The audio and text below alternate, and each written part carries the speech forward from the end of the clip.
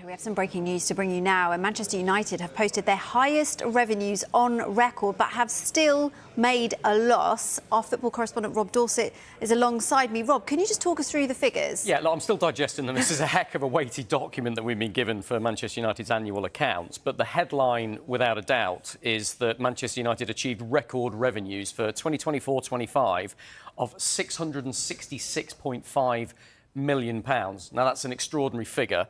It's the greatest revenue that the club has ever earned, despite not having Champions League football last season, and we know how lucrative that can be.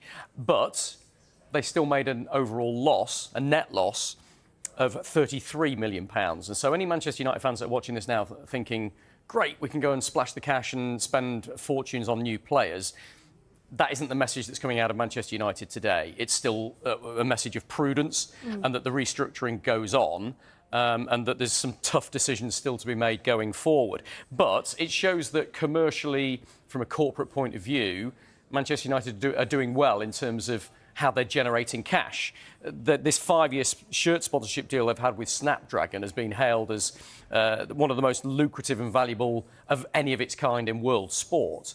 And they've only just come to the end of the first year of a 5-year deal with them. So that's something that gives the Manchester United bosses a great deal of heart. But they're still urging caution, I think. We've seen a raft of cost-cutting measures in the last 12 months, and these accounts show that total operating expenses for the year were down by 4.5%. And so that's the equivalent of £51.5 million. So we know that they've had to cut costs. We know that they've made redundancies. More than 250 members of staff at Old Trafford have been made redundant in the last 12 months, with more potentially to come. But those cost-cutting measures seem to be working, and they've reduced Manchester United's losses. You mentioned, though, they are still operating at a loss. How? What's behind that? Because they spend an awful lot of money on players, and historically they've made some bad decisions with their recruitment. I think it's as simple as that. I mean, Sir Jim Ratcliffe said in March that the club would have gone bust by this Christmas, if they hadn't have made these cost-cutting measures. We know that some of the supporters have been unhappy with rising ticket costs and reducing the number of cut-price tickets that have been available for young people and that sort of thing. But Jim Ratcliffe said, look, we had to make some tough decisions. We had to. Otherwise, Manchester United wouldn't have existed in the time to come.